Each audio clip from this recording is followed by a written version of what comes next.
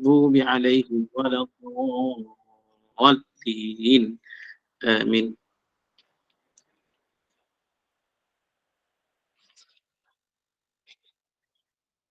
Amin ya rabbal alamin. Aminah. Mira, Apabila Mira. moderator dah tutup. Okey, jemputlah Ustaz untuk meneruskan kuliah kita pada pagi ini. Silakan Ustaz. Baik. Bismillahirrahmanirrahim. Assalamualaikum warahmatullahi taala wabarakatuh. Alhamdulillah. Alhamdulillahilladzi nazzala al-furqan ala 'abdihi liyakuna lil 'alamin nadhira. Walladzi arsala rasulahu bil huda wa dinil haqq liyudhhirahu 'ala ad-din kullihi walau karihal kafirun.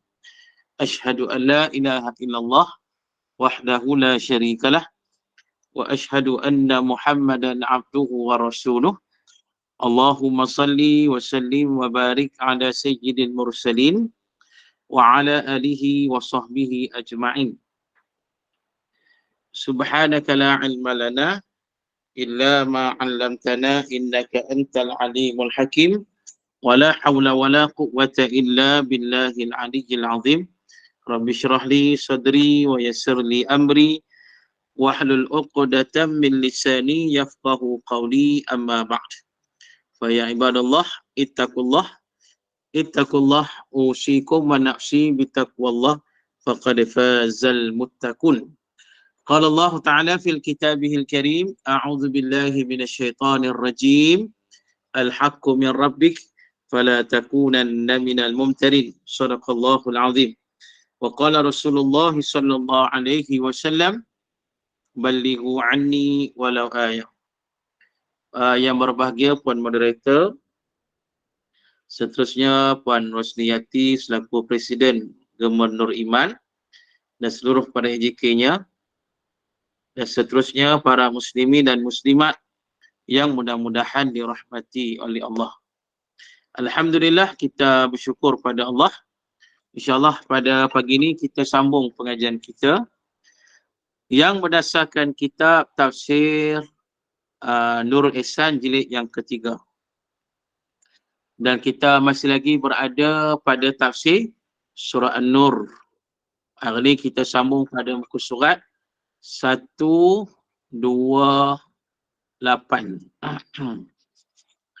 Muka surat 128 tafsir surah An-Nur. Baik, baris yang kedua tu daripada atas firman Allah. A'udzu billahi minasyaitonir rajim.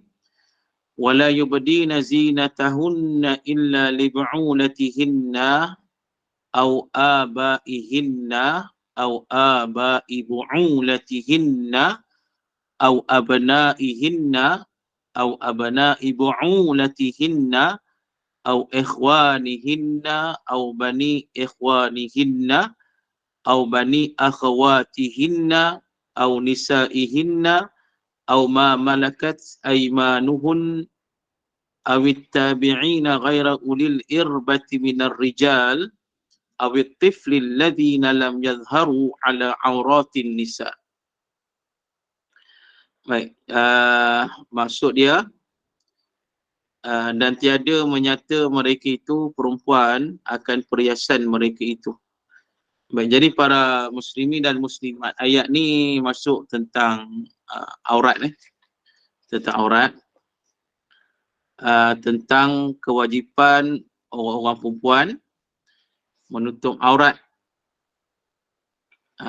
kecuali kepada yang dibenarkan. Kalau ikut maksud ayat ni, wala yubdina zinatahunna, dan janganlah mereka memperlihatkan perhiasan tubuh mereka. Memperlihatkan perhiasan tubuh ni maksudnya memperlihatkan aurat. Jadi para muslimin dan muslimat, jadi yang pertamanya kita tengok dari sudut maksud aurat itu. Aurat ni kalau ikut masuk bahasa ialah kekurangan. dan sesuatu yang mendatangkan keaiban. Baik. Kata Imam Ibn Athir rahimahullah dalam kitabnya An-Nihayah fi Gharib Al-Hadis wal Asar, dia kata aurat ialah setiap yang menimbulkan rasa malu jika ia dizahirkan. Ini maksud dari segi bahasa lah aurat itu.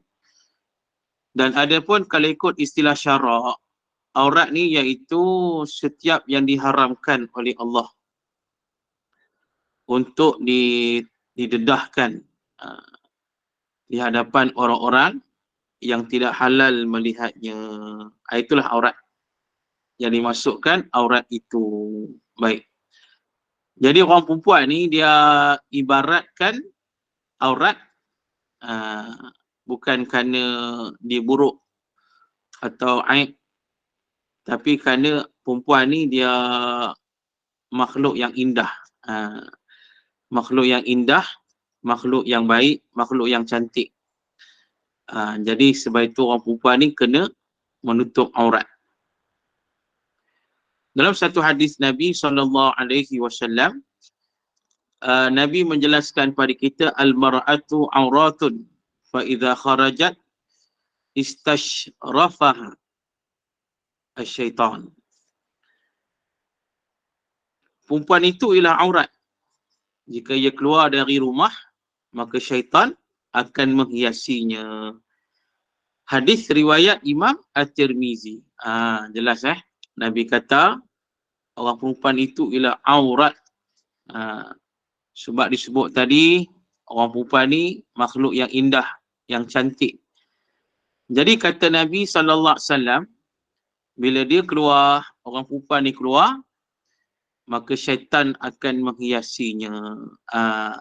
Syaitan akan menampakkan cantik kepada mata manusia. Itu dia. Jadi kerana itu kewajipan orang-orang perempuan ialah menutup aurat. Jadi, baik, dalam sebuah kitab yang bertajuk Tuhfat Al-Ahwazi yang dikarang oleh Imam Al-Mubarakfuri rahimahullah, dia kata bila dihurai hadis yang kita baca ni, dia kata orang perempuan ni sendiri merupakan aurat. Kerana jika orang perempuan menzahirkan dirinya berhias, akan menimbulkan malu, sebagaimana aurat yang terbuka akan menimbulkan malu. Aurat yang mengaibkan ialah semua yang menimbulkan malu bila terzahir. Dengan sebab itu dikatakan wanita itu ialah yang memiliki aurat ataupun malu. Maknanya itu aurat lah. Jadi maknanya para muslimin dan muslimat bila menampakkan tubuh yang zahir itu, yang dihias, maka dia rasa malu. Itu aurat. Jadi orang perempuan ni kena ada rasa malu lebih. Lebih. Maknanya rasa malu sekiranya terdedah aurat mereka. Tapi itulah akhir zaman ni kira ada sebahagian orang perempuan dia dah tak ada rasa malu. Begitulah. Dia akan buka segala-galanya dan diperlihatkan kepada orang lain. Itulah yang berlaku hari ini. Baik, jadi para muslimin dan muslimat, kita tengok balik pada ayat kita ni. Jadi yang saya dah sebut tadi dari segi maksud mula-mula tu, dan tiada menyata mereka itu perempuan akan perhiasan mereka itu. Maknanya tidak boleh diperlihatkan. Orang-orang perempuan tidak boleh memperlihatkan perhiasan mereka. Perhiasan mereka itu ialah aurat mereka. Tak boleh. Illa, kata Allah, kecuali melainkan. Okey, tengok balik kitab kita ni. Melainkan bagi suami mereka itu atau bapa-bapa mereka itu atau bapa-bapa suami mereka itu atau anak lelaki mereka itu atau anak lelaki suami mereka itu atau saudara lelaki mereka itu atau anak saudara lelaki mereka itu atau anak saudara perempuan mereka itu, atau sama-sama perempuan mereka itu yang Islam, atau hamba yang memilih tangan mereka itu, atau segala yang ikut pada makanan yang lebih-lebih yang tiada hajat pada perempuan, daripada lelaki yang tiada bangun zakarnya, atau kanak-kanak yang tiada zahir memandang atas aurat perempuan bagi jima kerana belum ada keinginannya, maka harus bagi perempuan menzahir perhiasannya, melainkan yang lain daripada antara pusat dan lutut bagi mereka itu. Dan harus bagi mereka itu, lelaki yang tersebut itu, pandang kepada perempuan itu yang lain daripada antara pusat dan lutut. Baik, jadi para muslimin dan muslimat, Allah meliskan pada kita orang kata orang-orang lelaki yang dibolehkan harus melihat perhiasan orang-orang perempuan. Maknanya nak kata disebut tadi, memang orang perempuan ni tak boleh menunjukkan perhiasannya, auratnya, melainkan kepada golongan-golongan yang disebut tadi. Cuba kira berapa orang tu? Berapa banyak golongan tu? Cuba kira. Siapa boleh kira? Yang cakap yang boleh diperlihatkan aurat itu. Saya baru Kepada je cakap golongan. panjang ayat Ustaz ni. Berapa golongan tu? Masya Allah, baru duk cakap surah ayat ni panjangnya, nak kena tengok satu. Cepatlah. Siapa boleh? Siapa yang boleh tengok? Tengok satu-satu. Berapa ramai yang dibolehkan melihat aurat perempuan itu, ataupun orang perempuan itu boleh memperlihatkan auratnya kepada siapa? Berapa golongan? Siapa yang boleh? Siapa yang betul? Presiden akan bagi hadiah. Poros Niyati Gubernur Iman akan bagi hadiah. InsyaAllah.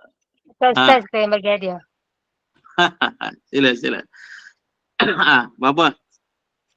Ada kata 8. Betul ke 8? Tengok betul-betul. Okey. Ada kata 12. Ada lagi nak jawab? Okey. Kita kira satu-satu Yang pertama kata Allah Ta'ala, وَلَا يُبْدِينَ زِينَتَهُنَّ إِلَّا لِبُعُولَتِهِنَّ, iaitu yang pertama kepada suami. Itu yang pertama. Okey. Yang kedua, au abaihinna. Au abaihin maksudnya apa? Pak dia, bapak dia. Itu yang kedua. Yang ketiga, au abai bu'ulatihinna, iaitu pak mertua, bapa mertua.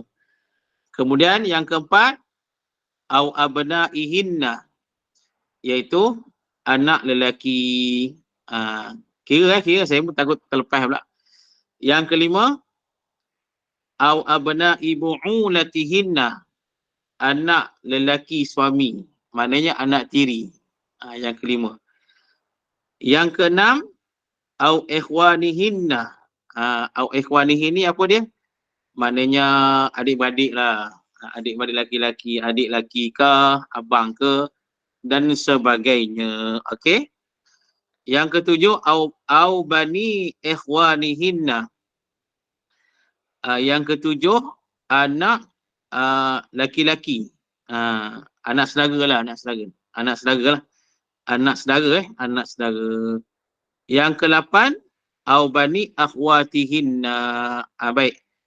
Yang ni anak saudara jugalah. Yang tadi yang ke-7 tu anak saudara dari adik-beradik lelaki. Yang ke-8 tu au bani akhwatihinna, itu anak laki-laki kepada adik-beradik perempuan. Faham Okey. Anak saudara lah. Dulu anak saudara lah. 7, 8 tu. Au nisa'ihinna, yang ke-9 dengan perempuan. Orang perempuan pun tak boleh. Perempuan dibenarkan, tak boleh pula. Dibenarkan sama-sama perempuan.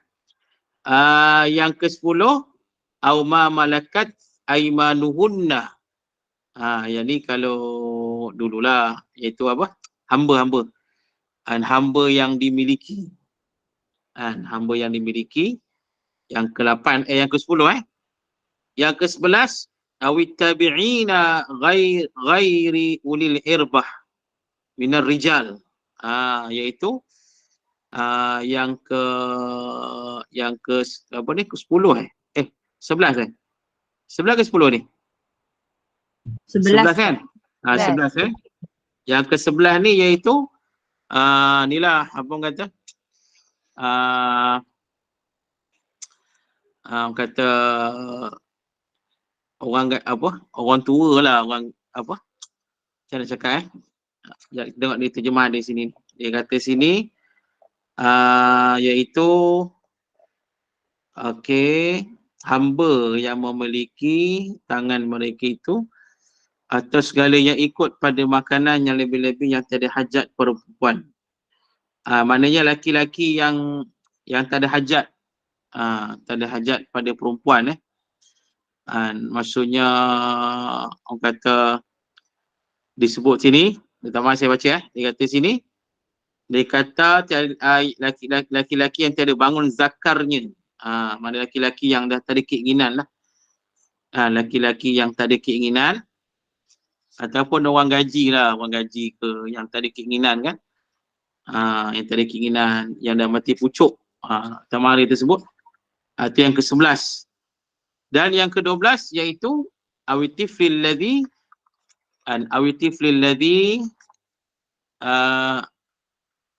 lam yadharu ala auratin nisa, iaitu kanak-kanak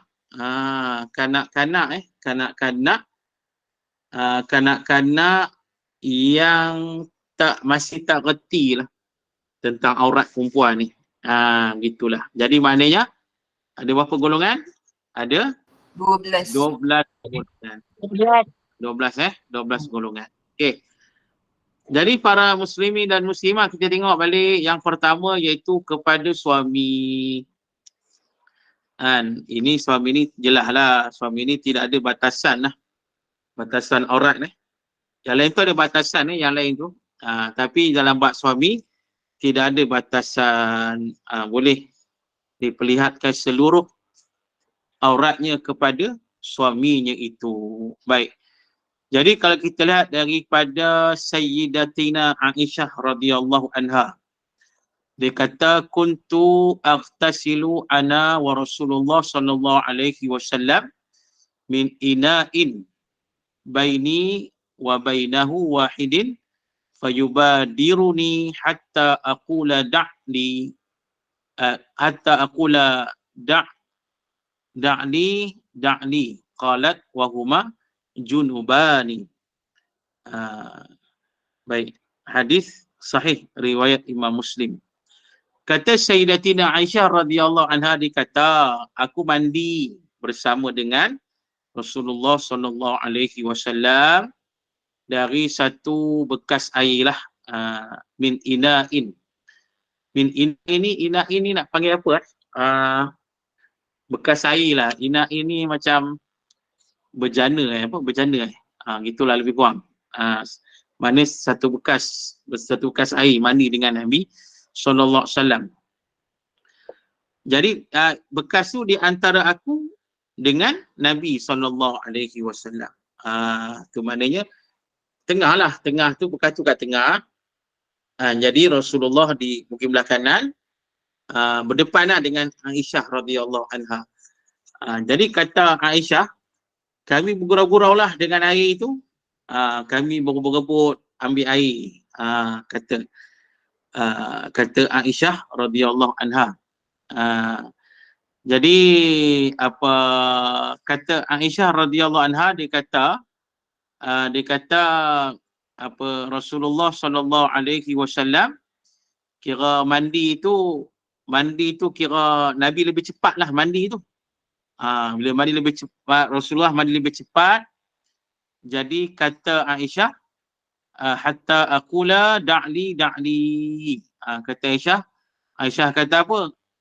Tinggal sikit air untuk aku, tinggal sikit air untuk aku. Maknanya gurau senda lah dengan Rasulullah. Dan kata Aisyah lagi, qalat wahuma junubani. Aisyah kata bahawa kedua-dua kami dalam keadaan berjunub. Itu dia. Jadi berdasarkan hadis ini, ulama menjelaskan pada kita, maka tidak ada batasan bagi seorang suami untuk melihat keseluruhan aurat isterinya, termasuklah kemaluan isterinya itu. Begitulah. Jadi yang ini jelaslah.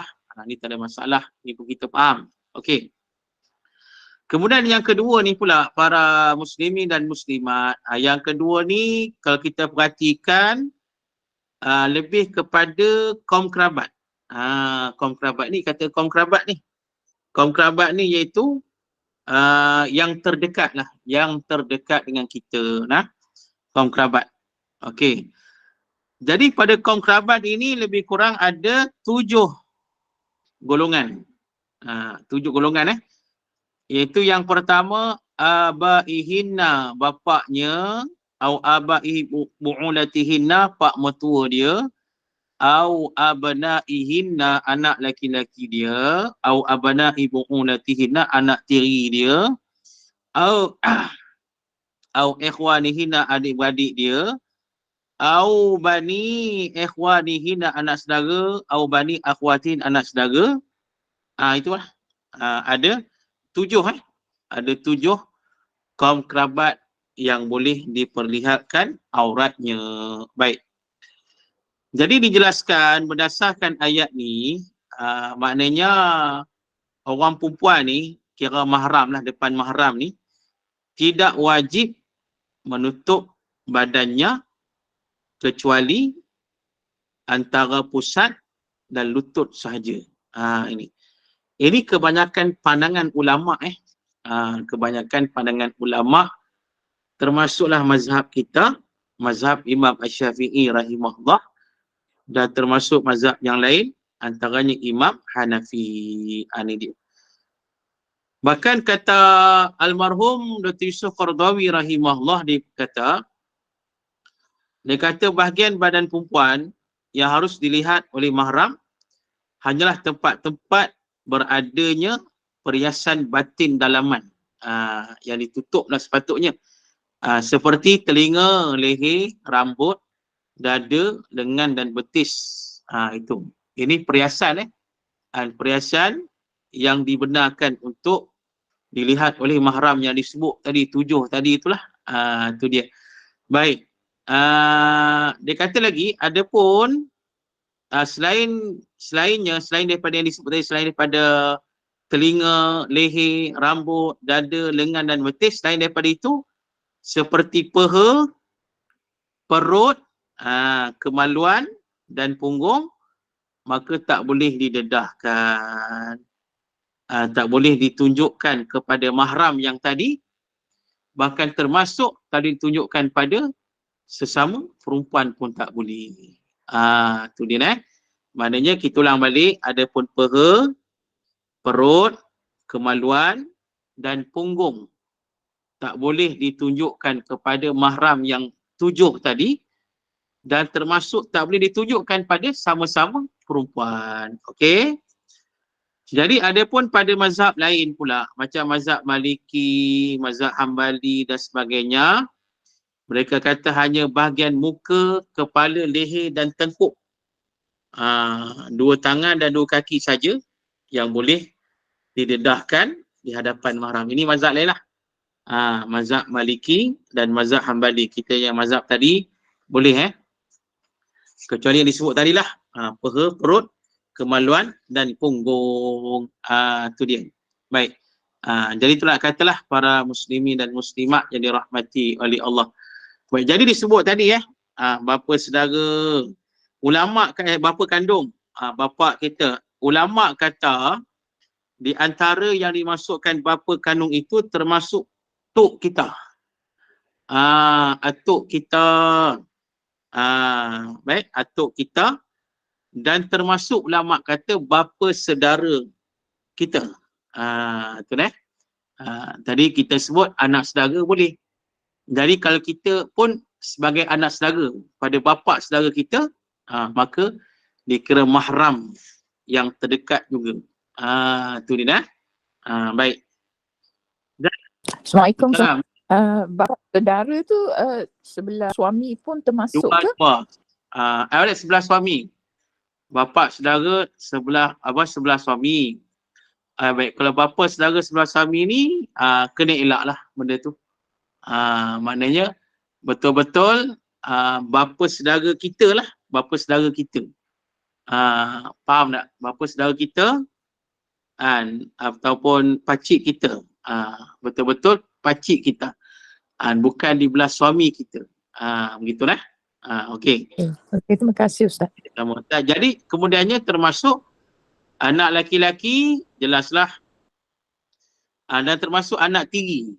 Anak tiri mungkin suami tu ada anak anak tiri. Ataupun dia ada anak dengan isteri yang lain.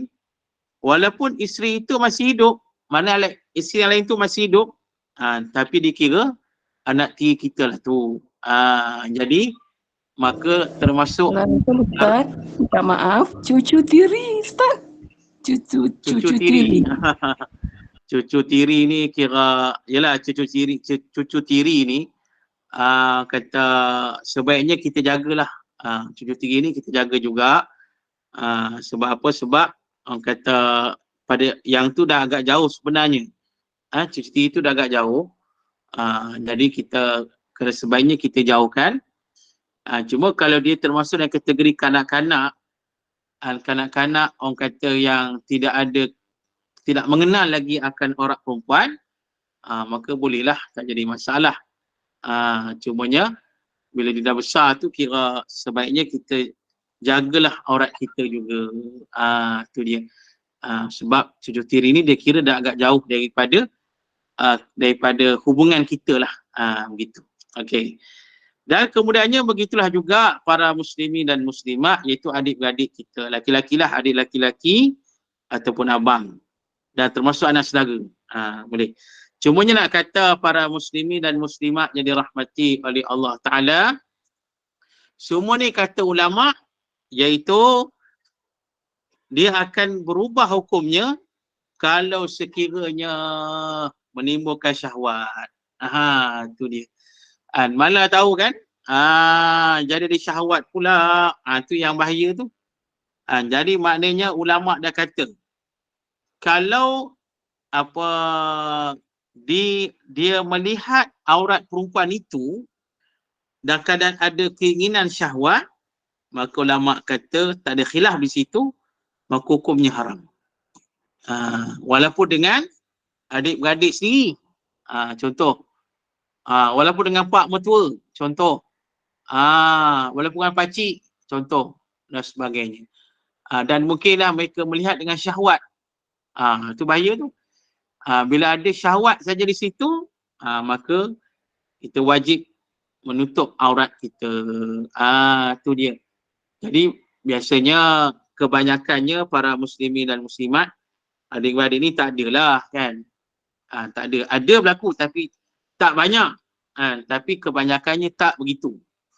Kebanyakannya adik-beradik, mereka tidak ada syahwat melihat aurat adik-beradik perempuan dia. Termasuk pada ayah. Tak ada syahwat melihat aurat perempuan, aurat anak-anak perempuan dia. Dan sebagainya. Tu maknanya orang kata apa? Orang kata maknanya kebiasaannya macam tu. Tapi ada juga kes-kes yang berlaku hari ni, yang berlaku sumbang mahram lah dan sebagainya. Jadi nak elak daripada itu, maka tutuplah aurat juga. Tu dia lah.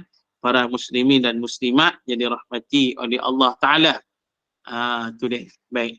Jadi kita kena ingat para muslimat, aurat yang kita baca ni, dia tak sama dengan bersentuhan laki-laki perempuan, tak sama. Hukumnya tak sama tu dia. Saya ulang balik, aurat yang kita baca ayat ni, dia tak sama dengan hukum bersentuhan laki-laki dan perempuan, dia tak sama. Tu dia. Sebab bersentuhan laki perempuan masih ada khilaf di situ. Khilaf lah. Khilaf antara ulama memang kita berpegang tak boleh sebagainya. Dengan yang tu orang ni orang tu panjang cerita lah tu kan.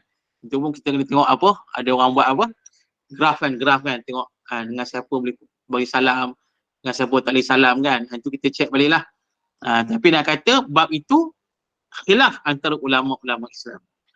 Tapi nak sebut di sini yang muktamad disebut oleh Allah ni tujuh ini, maka mahram bagi orang perempuan. Boleh diperlihatkan yang disebut tadi antara pusat dan lututnya saja. Itu dia. Jadi kita peganglah pada ulama tadi macam peha, perut, kemaluan dan punggung haram didedahkan oleh perempuan itu kepada mahram dia dan termasuklah kepada perempuan-perempuan yang lain. Okey. Kemudiannya para muslimin dan muslimat yang dirahmati oleh Allah, Allah Ta'ala berfirman au nisaihinna. Au nisaihinna ni maksudnya apa? Iaitu apa, atau sama-sama perempuan mereka itu yang Islam. Baik. Jadi para muslimin dan muslimat, kemudiannya yang boleh ditunjukkan aurat itu kepada sama-sama perempuan. Pada ayat ini Allah sebut au nisaihinna. Au nisaihinna maksudnya kepada perempuan-perempuan mereka. Perempuan-perempuan mereka. Jadi di sini telah menimbulkan khilaf para alim ulama. Khilaf dari segi apa? Adakah perempuan-perempuan ini termasuk perempuan Islam ataupun perempuan dengan perempuan non-Muslim? Macam mana? Itu dia. Jadi kalau ulama kitab kita ni dia kata atau sama-sama perempuan mereka itu yang Islam. Mana dia mengambil terus pandangan yang kata maksud nisaihin ni ialah perempuan-perempuan yang Islam. Baik, jadi kita tengok dulu pandangan ulama tentang perempuan-perempuan Islam lah. Jadi ulama kata aurat perempuan-perempuan Islam ialah sama macam mahram tadi. Tujuh tadi sama dengan aurat dengan sesama perempuan Islam. Samalah. Maknanya antara pusat dan lutut lah. Sama baik. Jadi apa ini pandangan jumhur para alim ulama lah. Tu dia. Okey, ada pandangan-pandangan lain lah yang kata apa? Ada setengah pandangan kata dia kata aurat seluruh badan kecuali kepala, muka, dua lengan dan dua betis. Ini ada pandangan lain lah. Jadi maknanya kalau ikut pandangan ni dia kata kepala, muka, dua lengan, dua betis boleh ditunjukkan di hadapan perempuan Islam. Bagi lain tak boleh. Ini pandangan lain adapun jumhur ulama kata tadi batasan aurat dengan sesama perempuan Islam sama dengan batasan aurat dengan mahram yang tujuh tadi. Tu dia. Baik, ini jadi sesama Islam lah. Jadi adapun para muslimin dan muslimat yang dirahmati oleh Allah, sekiranya aurat dengan perempuan non-muslim, non-muslim yang bukan Islam. Yang bukan Islam ni ada khilaf ulama. Ada khilaf ulama. Jadi ulama kata para muslimin dan muslimat yang dirahmati oleh Allah, ulama kata yang mana orang perempuan Islam ni aurat dia ialah seluruh badan. Ni setengah ulama kecuali muka dan tangan saja. Sama macam aurat dengan lelaki lain, lelaki ajnabi. Lelaki bukan mahram dia. Tu dia. Baik, kita urai lagi Tapi kalau ikut dalam mazhab Imam Asy-Syafi'i rahimahullah ta'ala. Mazhab Imam Syafi'i, dia kata aurat orang perempuan Islam di hadapan perempuan kafir, bukan Islam, ialah seluruh badannya kecuali bahagian yang terpaksa dizahirkan. Macam ketika kerja, jadi dia kena zahirkan. Ada keperluan ataupun orang kata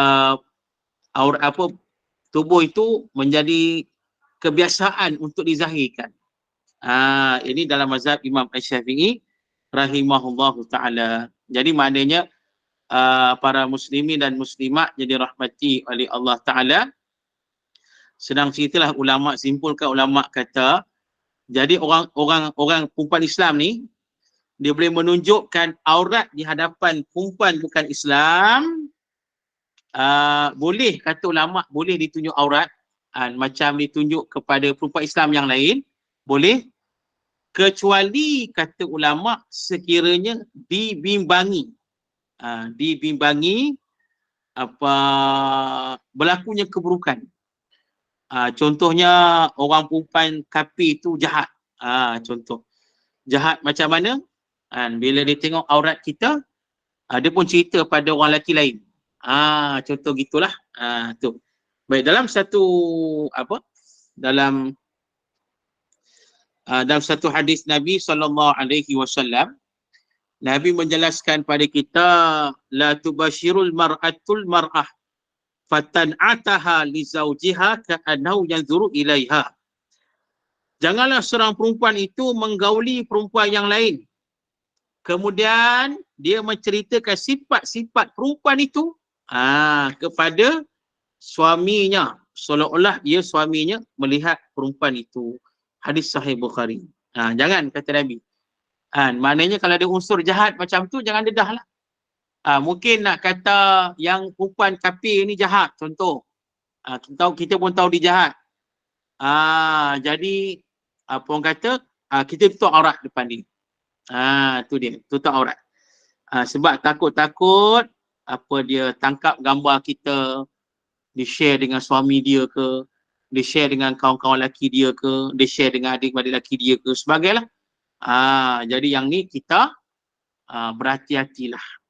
Melainkan kepada orang yang bukan Islam yang kita kenal baik dia. Sebab di zaman Nabi SAW, kalau ikut dah hadis Sahih Bukhari dan Muslim, yang mana bagaimana Sayyidatina Aisyah radhiyallahu anha, pernah seorang perempuan Yahudi, dia bertemu dengan Aisyah radhiyallahu anha. Dalam keadaan Aisyah ni tidak menutup aurat. Tu dia. Dalam keadaan Sayyidatina Aisyah tidak menutup aurat. Jadi maknanya berdasarkan hadis ini, Sahih Bukhari Muslim ni, ulama kata kalau sekiranya pada non-Muslim yang kita yakin baik pada kita, dia seorang non-Muslim yang tak jahat, maka boleh tidak menutup aurat di hadapannya. Begitulah para muslimin dan muslimat jadi rahmati oleh Allah. Jadi pokok pangkalnya, hati-hatilah. Kita lebih kenal kan siapa kawan kita yang non-Muslim, siapa okey tak okey, kita lebih kenal. Jadi kalau kita rasa ragu-ragu, tutup je lah aurat kita itu. Okey. Dan kemudiannya firman Allah, au ma malakat aimanuhunna. Yang ini disebut pada ayat ni, iaitu hamba yang memilik tangan mereka itu. Hamba yang memilik, maksudnya hamba-hamba yang orang perempuan milikilah, hamba-hamba lelaki. Jadi para muslimin dan muslimat yang dirahmati oleh Allah, jadi ada pun hamba-hamba ini disebut oleh ulama sama lelaki-lelaki atau perempuan adalah antara pusat dan lutut. Ini berdasarkan hadis dari Nabi SAW, Atta Fatimata bi'abdin kana qad wahabahu laha.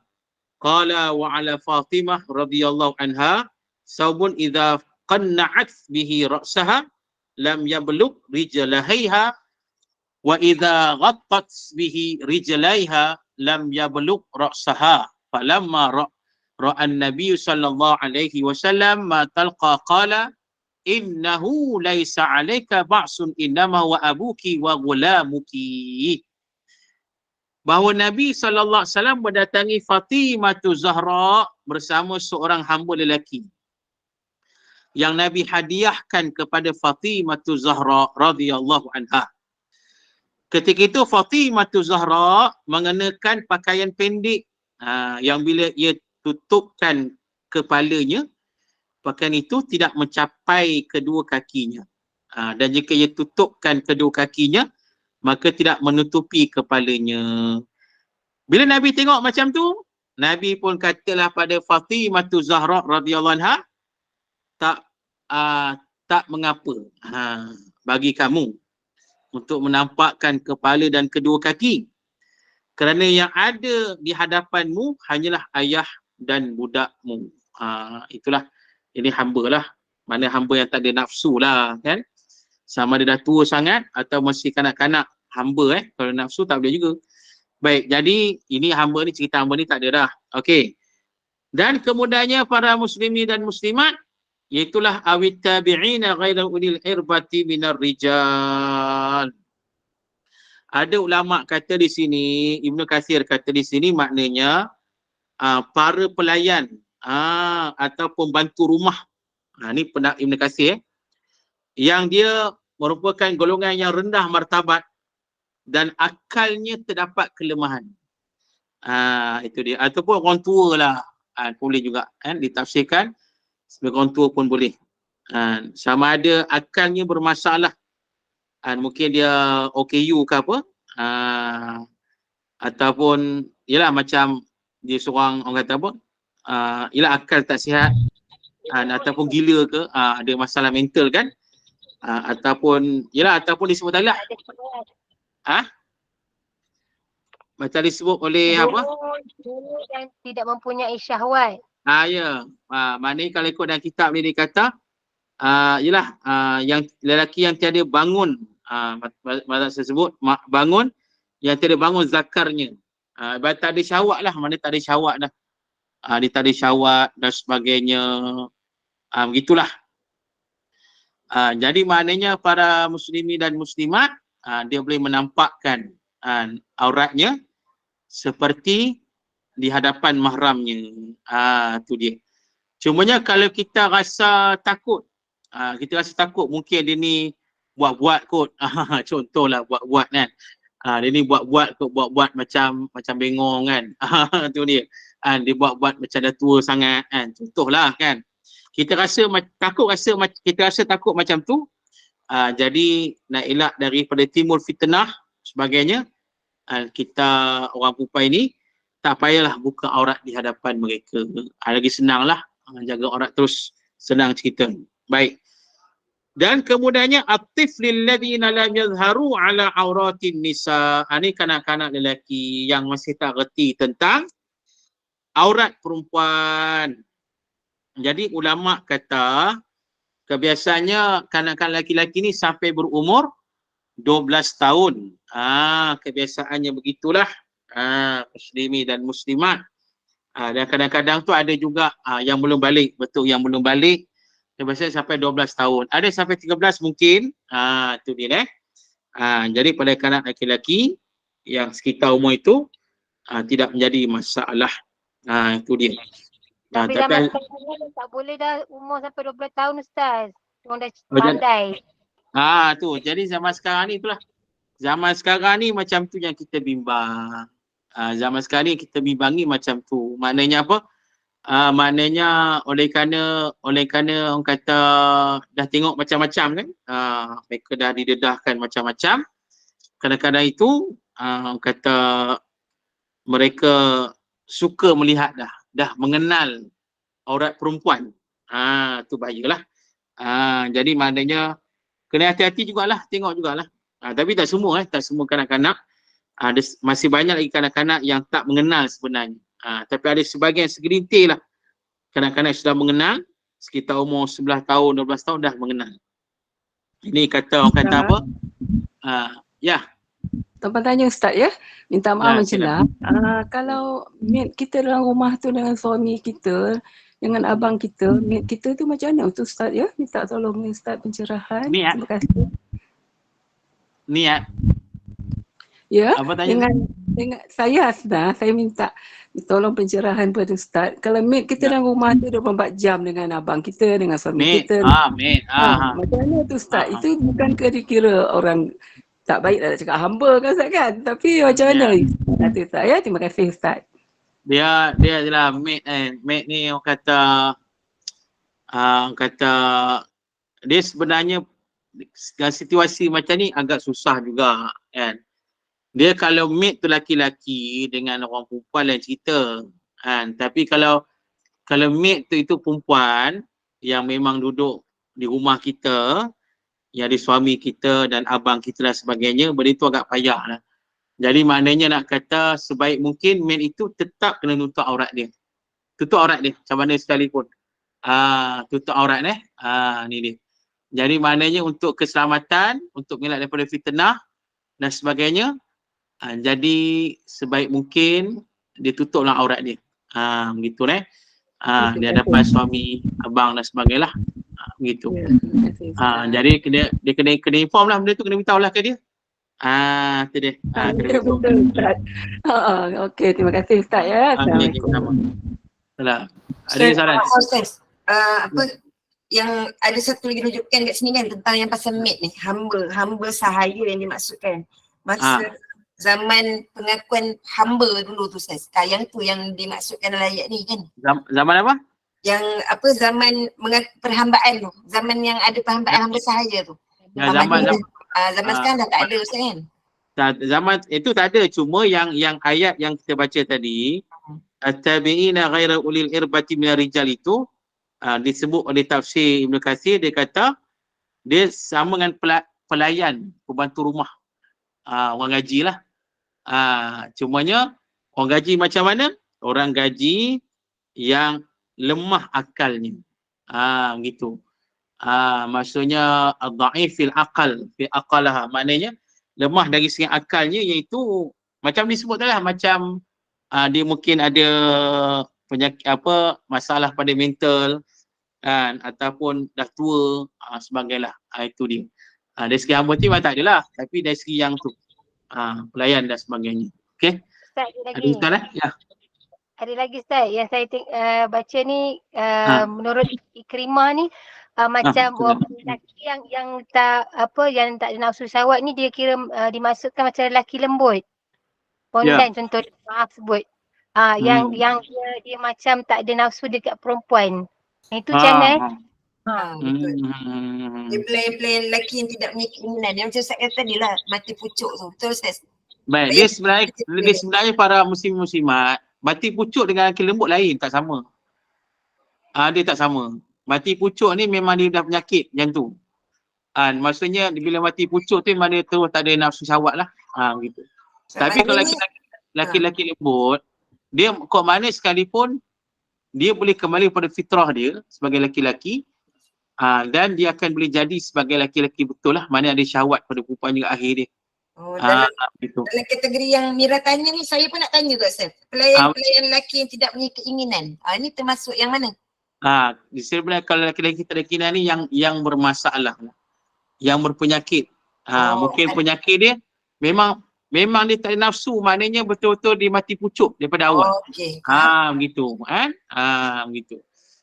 Jadi kalau kata perempuan, kalau kata macam laki-laki lembut, pondan kan, kebiasaannya benda dia tak mustahil dia boleh kembali kepada fitrah asal dia. Tu dia tak mustahil. Yang kita baca tengok ada orang lelaki lembut, dia dah insaf, dia jadi lelaki yang betul. Dia lembut tu Ustaz. Betul. Kadang-kadang tu sebab dia mungkin dia rasa ada kewanitaan dalam diri dia. Jadi dia pun zahirkan macam tu. Tapi lama dia sedar, dia kembali balik. Sebab itu fitrah manusia sebenarnya. Dia akan kembali kepada sifat lelaki-lelaki dia. Begitulah. Baik. Okey. Ada lagi soalan? Saya nak tutup dah ni. Satu lagi. Ya, salah. Ya. Macam anak kita duduk satu bilik dengan semua sewa kan, dengan yang bukan Islam, perempuan yang bukan Islam kan. Dia terpaksa bertudung 24 jam Ustaz. Tak, bukan. Macam disebut oleh Imam Syafi'i tadi, kalau terpaksa dizahirkan, zahir je. Maknanya kalau terpaksa, memang kebiasaan dizahirkan, boleh. Tak ada masalah. Dan bila kita duduk serumah dengan dia, kita kenal lah sifat dia macam mana kan. Sifat macam mana. Jadi insyaAllah lah dia tidak akan mendedahkan apa-apa yang buruk lah. Begitu. InsyaAllah. Okay. Okay lah, cukup.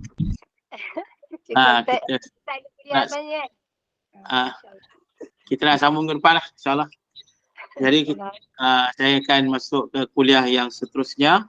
Baik. Siapa yang nak sertai boleh sertai terus. Jadi kuliah kita ni saya tak tutup lagi lah. Kuat dia nak ikut sekali ya. InsyaAllah. Dia cukup sekali tu. Wasiru ala barakatillah. Jazakallah. Bukan jazakillah Jazakallah. Jazakallah. Nanti saya jadi lembut pula jenuh pula. Jazakillah. Jazakallah. Okey. Wa iyyakum wa iyyakum. Okey, terima kasih. Assalamualaikum warahmatullahi. Waalaikumsalam.